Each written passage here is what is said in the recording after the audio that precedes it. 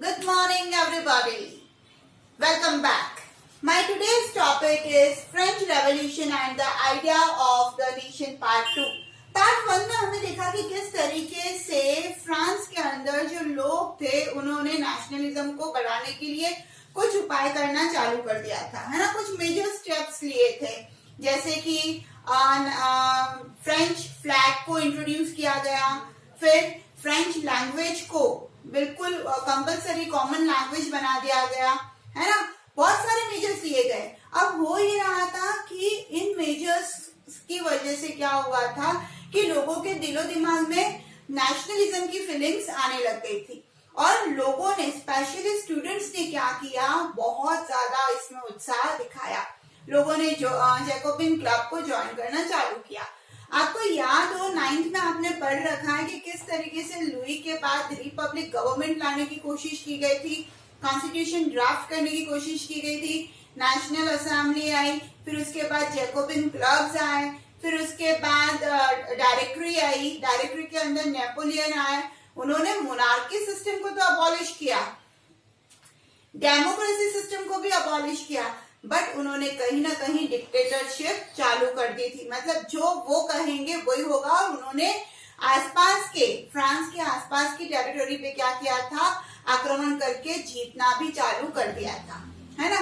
तो वही आगे आज अपन उस पोर्शन को बढ़ा रहे कि नेपोलियन ने जीतना चालू कर दिया, फ्रांस की टेरिटोरी को बढ़ाना चालू कर दिया, बट उसके साथ उसके बहुत सारे ऐसे रिफॉर्म्स लेकर आए जो सोसाइटी के अंदर काफी फेमस हुए, बदलाव दिखाया जिसने, और एक मॉडर्नाइजेशन फ्रांस के अंदर आने लग गया था। तो आज हम वही पढ़ने वाले हैं। तो चलिए देखते हैं कि नेपोलियन ने क्या किया। Some reforms introduced by Napoleon. हुआ ये, जिस तरीके से नेपोलियन आर्मी अटैक कर रही थी और टेरिटरी को अपने फ्रांस के अंदर मर्ज कर रहे थे, तो ये जो आर्मी थी ना, वो एक्चुअल में क्या कर रही थी, नेपोलियन के जो रिफॉर्म्स थे उसको इंट्रोड्यूस कर रही थी जगह जगह पे कि हमारे पास ये होता है, हमारे यहाँ पे ये हो रहा है। क्या क्या हो रहा है, चलिए देखते हैं। Napoleon destroyed democracy in France, but in the administrative field, he had made the whole system more rational and efficient. हुआ ये कि नेपोलियन, हम जानते हैं कि उसने पूरी तरीके से डेमोक्रेसी को खत्म कर दिया। भाई मोनार्की सिस्टम खत्म हुआ, डेमोक्रेसी के लिए जो हो रहा था सब कुछ वो भी खत्म हुआ, बट उसने क्या किया, एक एडमिनिस्ट्रेटिव फील्ड के अंदर बहुत अच्छे काम किए जो बदलाव लेकर आए फ्रेंच सोसाइटी के अंदर। और उसके जो ये सिस्टम था, उसका जो ये रोल था, वो काफी रैशनल और एफिशिएंट साबित हुआ, प्रभावशाली साबित हुआ। First, he introduced civil code known as Napoleonic Code in 1804. It abolished privilege based on birth, established equality before the law, and secured the right to property. अब देखिए क्या है ये सिविल कोड समझना।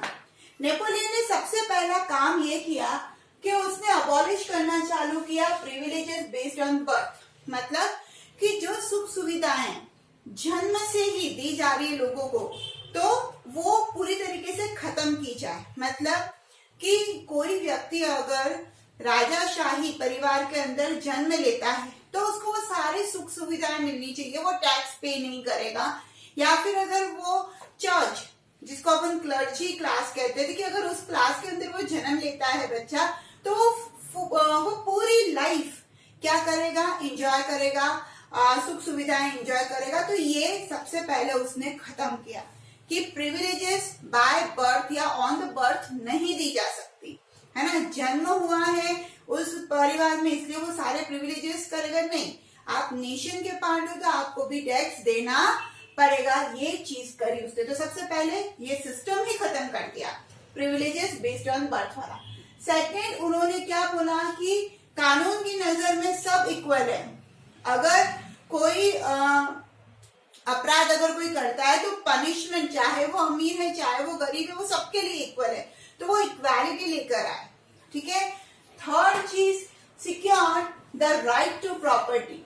राइट टू प्रॉपर्टी, इसको समझना बहुत interesting है कि अगर किसी राजा को मान लीजिए आपका घर पसंद आ गया, तो राजा के लिए वो बहुत आसान चीज हो जाएगी कि नहीं तुम घर खाली करो, मुझे ये पसंद है, आज से ये मेरी प्रॉपर्टी में इंक्लूडेड है ना, तो राजा कर सकता है। बट यहाँ पर राइट टू प्रॉपर्टी में राजा को भी ये अधिकार नहीं है कि वो आपकी प्रॉपर्टी को हाथ लगा सके, क्योंकि वो आपकी है। तो ये क्या दे रहा है, प्रोटेक्शन मिल रहा है प्रॉपर्टी को, कि जो मिडिल क्लास लोग वहां पर थे, जो एजुकेशन के बाद पैसा कमाने लग गए थे, है ना, तो उन्होंने जो प्रॉपर्टी ली है तो उसको प्रोटेक्शन देने का काम इस कानून ने किया कि कोई आपकी प्रॉपर्टी को आपसे नहीं ले सकता। तो आई होप फर्स्ट पॉइंट आपको क्लियर हुआ होगा। अब ये जो तीनों पॉइंट है, like privileges based on birth, इसको अबॉलिश किया। सेकेंडली इक्वालिटी लेकर आए बिफोर लॉज, है ना, और secure the right to property, ये तीनों चीजों, है ना, इनको बोला गया है, सिविल कोड को इंट्रोड्यूस किया गया। सिविल में जो चेंजेस हुए हैं उसको सिविल कोड के नाम से जाना गया, और वो चेंजेस हुए 1804 में, और क्योंकि नेपोलियन ने किए हैं चेंजेस तो इसको बोला गया नेपोलियनिक कोड। आई होप फर्स्ट पॉइंट आपको क्लियर हो गया होगा।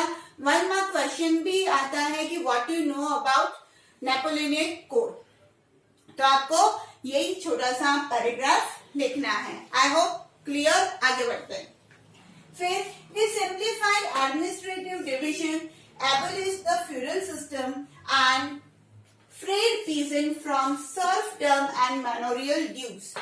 अब क्या हुआ, इसने भाई इक्वालिटी लेकर आ गए, ठीक है, प्रिविलेज जो थे बर्थ से वो खत्म किए, फिर राइट टू प्रॉपर्टी किया, उसके साथ साथ उन्होंने एडमिनिस्ट्रेटिव डिविजन्स, जो पार्टीशंस थे एरियाज के, उसको भी काफी सिंप्लीफाई कर दिया। फिर abolish the feudal system. Feudal system क्या होता था कि राजा क्या करता था कि अपॉइंट कर लेता था जगह जगह पे हेड को, और वो जो हेड होते थे वो उस एरिया के फ्यूडल लॉर्ड्स कहलाते थे। तो उसने वो प्रथा ही खत्म कर दी कि कोई फ्यूडल लॉर्ड होगा ही नहीं। साथ ही साथ में उन्होंने जितने भी पीजेंट थे, है ना, जो कि सर्फडम में आ चुके थे, सर्फडम मतलब जो दास बन चुके हैं, भाई है तो किसान बट जो ड्यूज पे नहीं कर पाए, जो कर्जा चुका नहीं पाए, वो अब दास बन चुके थे, नौकर बन चुके थे। तो ऐसे सारे पीजेंट के सारे मैनोरियल ड्यूज जो थे ना, जो कर्जा जो था ना, वो माफ करवाया, और साथ ही साथ में उनको दास प्रथा से भी, नौकरशाही से भी क्या किया, पूरी तरीके से फ्री किया। तो ये काफी अच्छा काम यहाँ पर किया गया। फिर क्या किया नेपोलियन ने, in the towns guild restrictions were removed. अब देखिए समझना, what is guild. Guild means group, संघ, है ना। हुआ ये था कि टाउन के अंदर गिल्ड रिस्ट्रिक्शन था कि जैसे आप कोई बिजनेस करते हो तो आप उस बिजनेस से जुड़े हुए दूसरे लोगों से कनेक्टेड नहीं रह सकते, है ना। ट्रांसपोर्टेशन हो गया, मान लीजिए आप कॉटन टेक्सटाइल का काम कर रहे हैं, तो भाई आप कॉटन लेकर भी आएंगे, कच्चा कॉटन लाएंगे, फिर आप अपनी इंडस्ट्री के अंदर उसको बनाएंगे, कपड़ा बनाने के बाद आप बाहर बेचेंगे ना, बेचने के बाद आप ट्रांसपोर्टेशन की हेल्प भी लेंगे, तो एक दूसरे से कनेक्टेड होते हैं ये लोग। अब ये कनेक्शन यहाँ पर पॉसिबल नहीं था, इसके ऊपर बहुत सारे रिस्ट्रिक्शंस थे। तो नेपोलियन ने क्या किया, ट्रेड बढ़ाएंगे, प्रॉफिट होगा तो आर्मी और स्ट्रांग होगी, आर्मी स्ट्रांग होगी तो एरियाज, टेरिटरी को बढ़ाना आसान होगा, और टेरिटरी अगर बढ़ेगी तो नेचुरली एडमिनिस्ट्रेशन के अंदर बहुत सारे चेंजेस आएंगे, इकोनॉमी बढ़ेगी। ये सोचकर उन्होंने क्या किया, गिल्ड रिस्ट्रिक्शन यानी जो ग्रुप रिस्ट्रिक्शंस पहले लगाए गए थे, है ना, वो पूरी तरीके से खत्म कर दिए। फिर transport and communication system were improve. Naturally अब है ना, अगर गिल्ड रिस्ट्रिक्शन हटते हैं, लोग आपस में कनेक्टेड है, बात करते हैं किस तरीके से व्यापार को बढ़ाया जा सकता है, ये अगर डिस्कस होने लग जाते हैं, एक दूसरे से जुड़ने लग जाते हैं, तो कहीं ना कहीं बिजनेस को काफी प्रॉफिट मिलता है। तो जब बिजनेस अगर बढ़ेगा तो वहां पर ट्रांसपोर्टेशन की भी जरूरत होगी और कम्युनिकेशन की भी जरूरत होगी। तो दोनों ही सिस्टम को इन्होंने क्या किया, इम्प्रूव किया। फिर peasants, artisans, workers and new businessmen were given freedom। peasants जो थे उनको फ्रीडम नहीं था, वो वहीं के मार्केट में ही जाकर अपने प्रोडक्ट को सेल कर सकते थे। Same with artisans and businessman के साथ था कि वो कहीं बाहर नहीं जा सकते क्योंकि रिस्ट्रिक्टेड एरियाज होते थे, तो वहीं पर उनको बेचना होता था। तो यहाँ पर नेपोलियन ने उनको क्या दिया, फ्रीडम देना चालू किया। Next, he standardized weights and measures and common national currency was introduced. उसने क्या किया, वेट और मेजर्स को स्टैंडर्डाइज करना चालू कर दिया। जैसे मान लीजिए, ठीक है, ये टेरिटरीज है और इसमें क्या है, अलग अलग टेरिटरीज है जो आसपास है, बट क्योंकि यहाँ की करेंसी अलग है तो वो यहाँ पर चल नहीं सकती। तो भाई किसी भी बिजनेसमैन को अगर बिजनेस करना है तो इसी एरिया के अंदर ही करना है क्योंकि करेंसी क्या है, अलग है। ठीक है, साथ ही साथ में यहाँ पर जो 10 kg है वो वहां जाकर मान लीजिए 9 kg हो जाता है, तो 1 kg का लॉस है। क्यों?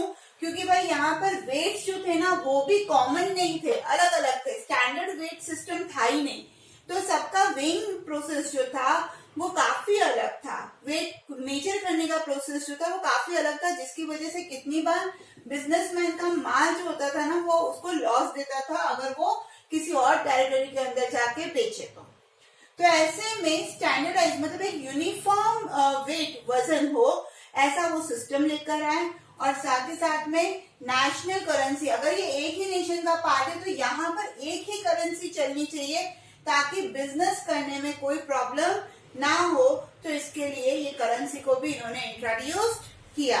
आई होप क्लियर हुआ होगा ये वाला पॉइंट। अब हुआ ये कि जब इतने सारे चेंजेस वो कर रहा था तो पीजेंट्स थे, जो आर्टिसंस थे, बिजनेसमैन थे, जो कॉमन पीपल थे उस एरिया के, है ना, तो वो बड़े एंजॉय कर रहे थे नए पावर्स को, राइट्स को जो नेपोलियन के द्वारा दिए गए।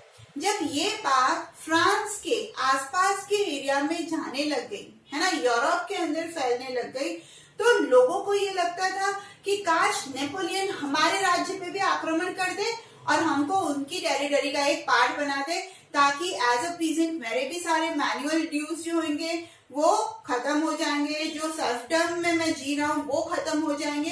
तो ये चीजें लोग सोचने लग गए। जो बिजनेसमैन होता था वो ये सोचता था कि काश नेपोलियन हमारे देश के ऊपर आक्रमण कर दे तो मुझे भी क्या मिलेगा, ट्रांसपोर्टेशन, कम्युनिकेशन फैसिलिटीज मिलेगी, मुझे ट्रेड करने का मौका दिया जाएगा, गिल्ड रिस्ट्रिक्शंस हट जाएंगे मेरे ऊपर से। तो लोग इंतजार करने लग गए कि नेपोलियन कब हमारी टेरिटरी पे आकर आक्रमण करे और हमें उनकी टेरिटरी का एक पार्ट बना ले, ताकि हम अपनी लाइफ को, अपने बिजनेस को अच्छे से रन कर सके। तो लोगों ने स्टार्टिंग में क्या किया, नेपोलियन की आर्मी को वेलकम किया। स्पेशली 2 नाम आ रहे, हॉलैंड, स्विट्जरलैंड और कुछ सिटीज के नाम भी है ना दिए गए हैं आपकी बुक के अंदर, जिन्होंने क्या किया, नेपोलियन को वेलकम किया, उसके आर्मी को वेलकम किया कि आइए और हमें आपके एरिया में मर्ज कर लीजिए। बट धीरे धीरे क्या हुआ, ये जो वेलकम था, ये जो उत्साह था, खुशी थी उन लोगों की, वो धीरे धीरे विद्रोह के अंदर चेंज होने लग गई, क्योंकि नेपोलियन ने क्या किया, थोड़ी सी रिस्ट्रिक्शंस वहां पर लगाना चालू कर दी। जैसे उसने क्या किया, ही इंक्रीज्ड टैक्सेशन। अब देखिए, नेपोलियन था तो फ्रांस का ही, जैसे आज मैं हूँ इंडिया की तो मैं इंडियन हूँ, मेरे लिए इंडिया के लिए कहीं ना कहीं एक सॉफ्ट कॉर्नर हमेशा रहेगा, है ना। और अगर मैं किसी दूसरे देश के ऊपर रूल भी करती हूँ तो मैं ये नहीं कहती कि मैं वहां पे अत्याचार करूंगी, पर मैं क्या सोचूंगी कि वहां पर जो भी मुझे प्रॉफिट मिल रहा है वो मैं मेरे देश के अंदर लगाऊंगी ताकि यहाँ पर डेवलपमेंट ज्यादा हो। बट नेचुरली सभी सोचेंगे ये चीज, है ना। तो हुआ ये कि जो फ्रांस था उसके लिए एक सॉफ्ट कॉर्नर नेपोलियन के दिल में हमेशा से था। तो जहां जहां पर उसने आक्रमण किए और नए एरियाज को ज्वाइन किया तो वहां पर उसने प्रॉफिट कमाने का सोचना चालू किया। तो उसके लिए उसने सबसे पहले क्या किया, टैक्सेशन बढ़ाया। ही इंक्रीज्ड व्हाट, टैक्सेशन, है ना। फिर क्या हुआ, सेंसरशिप, यहाँ पर उसने गिल्ड रिस्ट्रिक्शन हटाया, सर्वनाम हटाया, ठीक है, कम्युनिकेशन को फ्री किया, लोगों को फ्रीडम देना चालू किया। बट वहां पर उन एरियाज के अंदर, टेरिटरी के अंदर उन्होंने क्या किया, सेंसरशिप लगाना चालू कर दिया। सेंसरशिप मतलब मैं आपको ये बोलती हूँ कि रिस्ट्रिक्टली कंट्रोल में, कंटिन्यू मतलब पूरी तरीके से कंट्रोल में। जैसे कि कोई भी मूवी आपको पता है कि सेंसर बोर्ड में जाती है, सेंसर बोर्ड क्या करेगा, उसको देखेगा कि कहीं ये किसी जाति को आघात तो नहीं पहुंचा रही है, ये फिल्म किसी जाति के लिए तो नहीं है, या किसी कोई ऐसा सीन तो नहीं है। तो ये सारी बाउंडेशंस होती हैं, है ना। सेंसर बोर्ड उसको हाँ करना है ना करना है वो उसका डिसीजन होता है, और उसी के बाद वो फिल्म आती है मार्केट में, राइट। उसी तरीके से नेपोलियन ने यहाँ पे सेंसरशिप को अपनाना चालू किया। कोई भी नई चीज होती थी वो स्ट्रिक्टली नेपोलियन के द्वारा देखी जाती थी, और उसके बाद ही मार्केट में आएगी या नहीं आएगी उसका निर्णय लिया जाता था। तो लोगों को यहाँ पर थोड़ी सी दिक्कत होना चालू हो गया। फिर और क्या किया उसने, forced conscription into the French आर्मीज। जबरदस्ती दूसरे टेरिटरीज के लोगों को उन्होंने फ्रेंच आर्मी के अंदर भर्ती करवाना चालू कर दिया, जबरदस्ती, है ना। क्योंकि वो आर्मी मिलिट्री डिक्टेटर था, ये अपने 9th में ही देख लिया था। तो उसको आर्मी बढ़ाने का, कॉन्कर करने का देश को, है ना, बहुत था। तो उसने क्या किया, जबरदस्ती दूसरे टेरिटरीज के लोगों को क्या किया, फ्रेंच आर्मीज के अंदर भेजना चालू कर दिया। तो इस वजह से वहां के लोगों ने नेपोलियन को अपोज करना चालू कर दिया। ये कुछ कारण है, ये आपको याद रखने हैं, ठीक है। अब एक क्वेश्चन आता है कि write some reforms introduced by Napoleon in the territory, ठीक है। आई रिपीट, राइट, लिख देती हूँ, write some reforms introduced by Napoleon in his territory, ठीक है। तो आपको क्या करना है, ये जो 6 पॉइंट है, what you have to do is you have to write 6 points, आपका आंसर कंप्लीट हो जाएगा। आई होप आज का वीडियो क्लियर हो गया होगा। तो लाइक करिए और पढ़ते रहिए social studies with Sangeeta. Thank you so much.